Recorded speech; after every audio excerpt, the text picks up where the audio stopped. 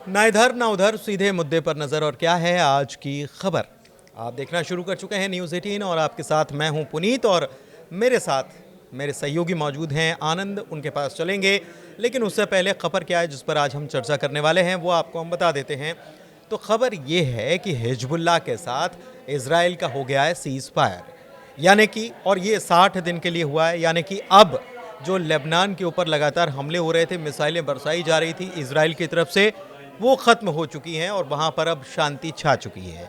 खबर ये भी है कि लेबनान में जो लोग वहाँ से उस इलाके को छोड़कर चले गए थे, ख़ास तौर पर दक्षिण लेबनान के इलाके में, वहाँ पर लोग वापस लौटने लगे हैं। लेकिन इस बीच सवाल ये उठा कि क्या हिजबुल्लाह से जो लड़ाई चल रही थी वो तो थम गई, सीज फायर तो हो गया 60 दिनों का, लेकिन हमास से भी सीज फायर हो जाएगा? क्योंकि हमास या वेस्ट बैंक वहाँ पर लगातार आईडीएफ अपना ऑपरेशन चला रही है। और दूसरी तरफ ये भी कहा जा रहा है, हमास की तरफ से ये कहा जा रहा है कि हम चाहते हैं सीज फायर हो जाए। कुछ शर्तें रखी गई हैं, लेकिन उसके पहले बात करते हैं हिजबुल्लाह के साथ हुए सीज फायर की। क्या ये सीज फायर आगे चल पाएगा, कितने दिनों तक चल पाएगा? 60 दिनों की बात हो रही है। आनंद के पास चलते हैं। आनंद, क्या खबर है? बिल्कुल, खबर ये है कि बीते 14 महीने यानी कि कुल मिलाकर के 418 दिन जी, से लड़ाई जारी थी। ठीक है। हिजबुल्लाह, हमास और इजराइल के बीच। लेकिन इस बीच खबर आती है कि हिजबुल्लाह सीज फायर के लिए तैयार हो गया है। और सीज फायर के लिए तैयार कैसे हुआ है, हम लोग इसके पहले जो वीडियो बनाए थे उसमें हम लोग बताए थे कि 24 घंटे के अंदर में हिजबुल्लाह और इजराइल के बीच सीज फायर हो जाएगा, यानी युद्ध विराम हो जाएगा। बिल्कुल, ठीक है। और वो 24 घंटे के अंदर में हुआ भी। हाँ, हुआ कैसे? कैबिनेट जो है नेतन्याहू की, उन्होंने उस प्रस्ताव पर मोहर लगाया है, यानी कि वोट दिया है और उस पर क्या अपनी सहमति जाहिर की है कि भाई सीज फायर होनी चाहिए। हाँ। और हिजबुल्लाह से उनकी सीज फायर हो गई। हाँ। इसकी मध्यस्थता कौन कराया है? इसकी मध्यस्थता कराया है अमेरिका और फ्रांस ने। बिल्कुल, ठीक है। उस मध्यस्थता से तो 60 दिन जो है कि हिजबुल्लाह और इजराइल के बीच हमला नहीं होगा। अगर कोई भी इसका उल्लंघन करता है तो उसको इसका भुगतान करना पड़ेगा। ये साफ साफ यूएन की तरफ से भी बोला गया है कि अगर इसकी उल्लंघन होगी तो इसका भी कार्रवाई की जाएगी। यूएन रिजोल्यूशन दरअसल पास हुआ था और इस 2006 में जब हिजबुल्लाह और इजराइल के बीच वॉर चला था 1 महीने तक, उसके बाद यूएन में रिजोल्यूशन लाया गया था।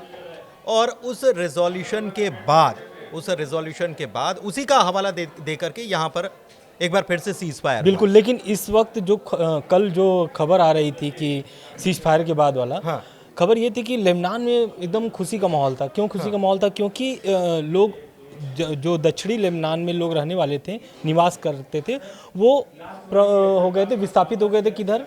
उत्तरी लेबनान की तरफ। उत्तरी लेबनान लेकिन जब लोग तो सीरिया की तरफ हाँ, लेकिन अधिकतर जो थे वो उत्तरी लेबनान में थे। तो जैसे ही सीज फायर का ऐलान हुआ कि सीज फायर हो गया है, सीज फायर लागू होते ही मतलब करीबन लाखों लोग दक्षिणी लेबनान की तरफ वापस लौटने लगे।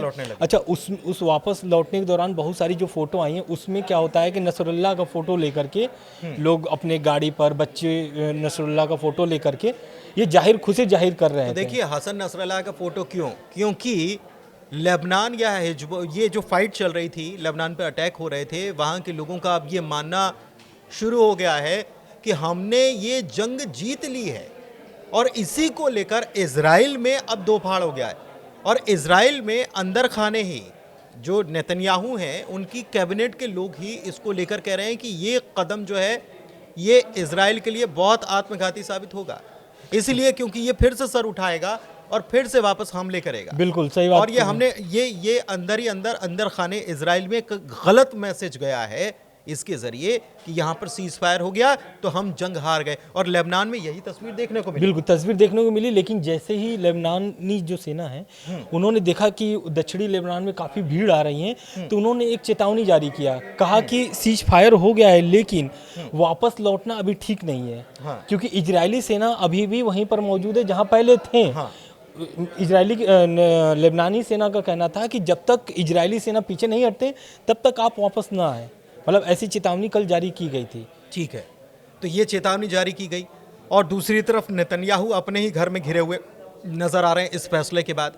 लेकिन ये फैसला हुआ क्यों? दरअसल अमेरिका में जो चुनाव हुआ, हम इशारा बार बार इसी तरफ ले जाते हैं। अमेरिका में चुनाव हो गया, ट्रंप राष्ट्रपति चुन लिए गए और उसके बाद परिस्थितियां बहुत कुछ बदली हैं। दूसरी तरफ इजराइल के ऊपर इंटरनेशनल प्रेशर बहुत ज़्यादा हो गया था। अगर क्रिमिनल कोर्ट की, इंटरनेशनल क्रिमिनल कोर्ट की बात की जाए तो उसमें नेतन्याहू के ऊपर गिरफ्तारी की तलवार लटक रही थी और नेतन्याहू वहाँ से भी प्रेशर में बने हुए थे। दूसरी तरफ इंटरनेशनल लेवल पर प्रेशर लगातार बन रहा था कि जिस तरीके से हमले किए जा रहे हैं वो मानव अधिकारों का उल्लंघन है और मानवीय आधार पर यहाँ पर कोई काम नहीं करने दिया जा रहा। अब गाजा की बात करते हैं। गाजा में गए थे कुछ दिनों पहले, आपको याद होगा कि बेंजामिन नेतन्याहू गाजा में पहुंच गए थे और वहां पर सेना की वर्दी में नजर आए थे और वहां पर बाकायदा उन्होंने एक वीडियो जारी किया था, कहा था कि हमारे लोगों को छोड़ दो, हम आपको जाने देंगे, लंबा चौड़ा इनाम भी घोषित किया था। बिल्कुल। लेकिन एक ये जो सीज फायर हुआ है, मैं क्लियर कर देता हूँ, लोगों को लग रहा होगा कि सीज फायर यानी कि अब इजराइल का युद्ध खत्म हो गया, अब 60 दिन तक कोई युद्ध नहीं होगा। हाँ। ऐसा नहीं है। खबर ये है कि जो सीज फायर हुआ है वो सिर्फ लेबनान के लिए हुआ है। गाजा में अभी भी हमले जारी हैं और लगातार दोनों तरफ से इजराइल भी हमला कर रहा है और इधर से गाजा मतलब कि हमास भी इधर से हमला कर रहा है। लेकिन इसी बीच खबर आती है कि हमास भी चाहता है कि वो भी सीज फायर कर जाए, सीज फायर हो जाए हमास में भी। हाँ। लेकिन इस खबर के बीच ये भी है कि भाई हमास सीज फायर चाहता है, यानी क्या हमास झुक गया है इजराइल से, क्या हार मान लिया है? बहुत सारी खबरें इस तरीके के निकल के आ रहा है। इसमें अभी अगर इसको हम समझे या डिकोड करने की कोशिश करें तो युद्ध अभी तक तो चल रहा था, युद्ध एक दूसरे पर हमले हो रहे थे, लेकिन अब काम लिया जा रहा है कूटनीति से। और कूटनीति से काम कैसे लिया जा रहा है इसको भी हम आपको समझाते हैं। हमास क्या कह रहा है कि हमास कह रहा है कि हमारे लड़ाकों को छोड़ दो जो आपने बंधक बनाए थे।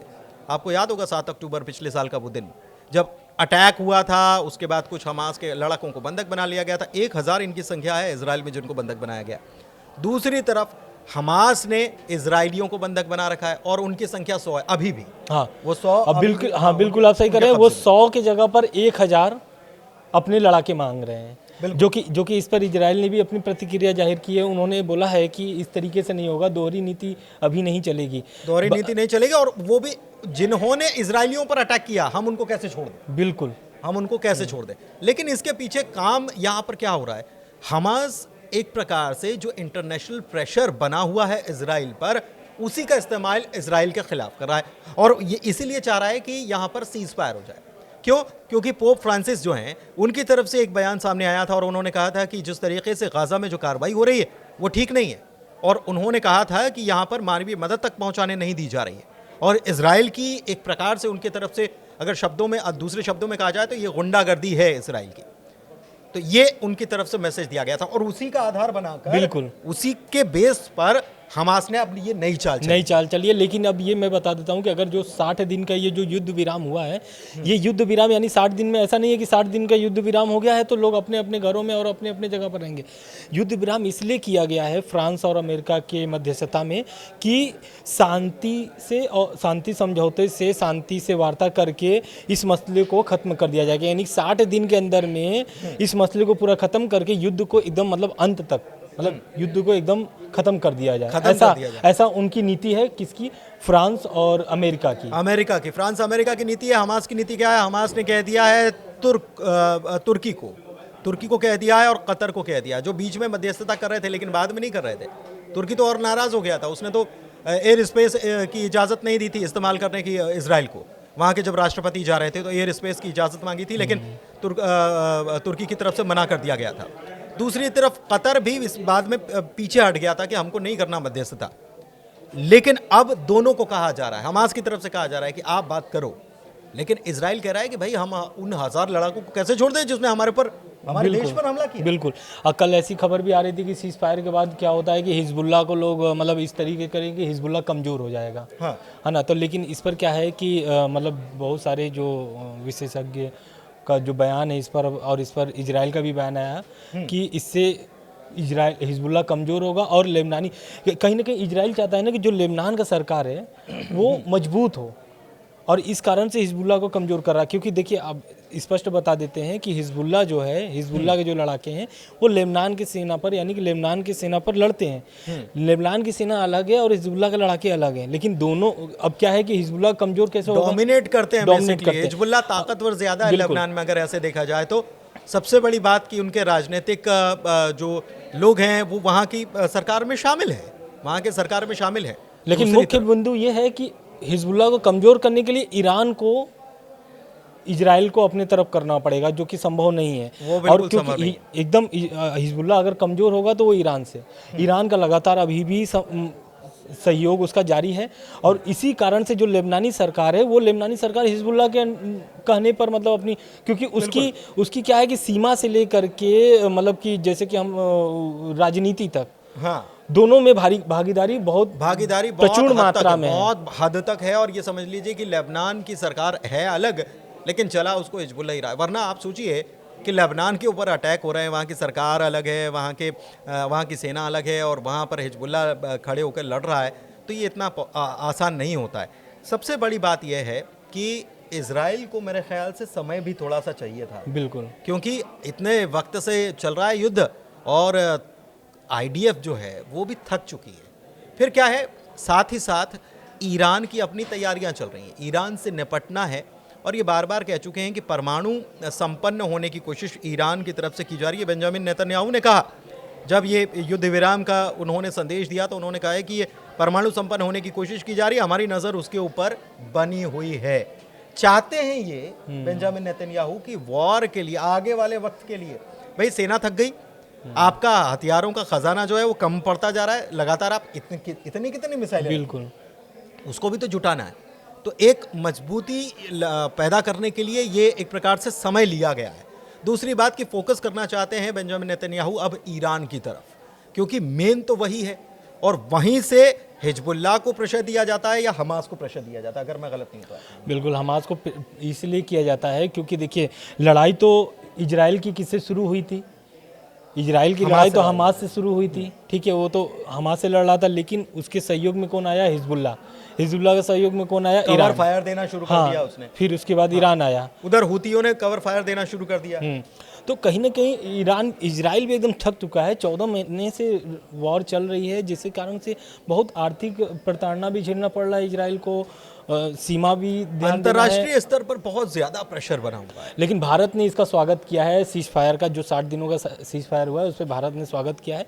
भारत का कहना है कि बिल्कुल हम लोग स्टार्टिंग से बोलते रहे हैं कि शांति समझौता जरूरी है, और शांति समझौते से ही सबका मसला बैठकर बात करने से सारी चीजों का हल निकल जाता है। लेकिन क्या आपको लगता है कि हिजबुल्लाह जो अपनी जीत मान रहा है, अपने आप को फिर से मजबूत करेगा? दूसरी तरफ हमास की तरफ से जो डिमांड की गई है, क्या हमास की डिमांड को मान लिया जाएगा? लेकिन सवाल ये भी है कि इजराइल बार बार ये कहता रहा है कि हमें हर कीमत पर अपने बंधक जो बनाए गए हैं नागरिक, उनको हमको छुड़ाना है। तो क्या ये डील काम कर जाएगी? क्या 1000 लड़ाकों को छोड़ दिया जाएगा? क्योंकि हमास को बहुत ज़्यादा डैमेज किया गया है, बहुत ज़्यादा डैमेज करने का काम इजराइल की तरफ से किया गया। और इजराइल के पीएम बेंजामिन नेतन्याहू ने यह भी कहा कि हमने हिजबुल्लाह के कमांडर एक के बाद एक करके ढेर कर दिए, नसरल्लाह से लेकर तमाम, और जो मिसाइल बनाते थे, जो सारा इंजीनियरिंग का काम देखते थे, उनको निपटा दिया हमने। ड्रोन जो लड़ाकू ड्रोन तैयार करते थे, उनकी पूरी फौज निपटा दी हमने।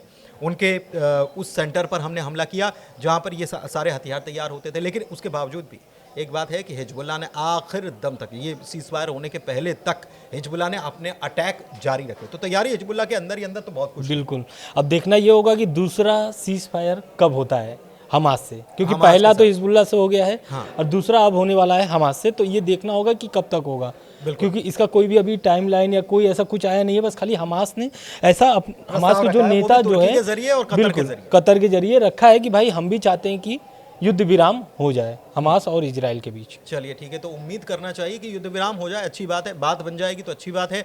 इजराइल के जो बंधक हैं उनको अगर हमास छोड़ देता तो अच्छी बात है। और क्या इजराइल जो है वो लड़ाकों को छोड़ने के लिए राजी होगा? क्या बात इतनी आसान है? और क्या इतने दिनों से जो अशांति फैली हुई थी, लगातार हमले हो रहे थे, वो अचानक से वहाँ पर शांति हो जाएगी क्या? चाहते तो सभी हैं, लेकिन आने वाले दिनों में इस पर हमारी नज़र बनी हुई है। फिलहाल के लिए इस वीडियो में इतना ही, चर्चा को यहीं समाप्त करते हैं। आपको क्या लगता है कमेंट के माध्यम से हमें आप बता सकते हैं। बहुत बहुत धन्यवाद। धन्यवाद।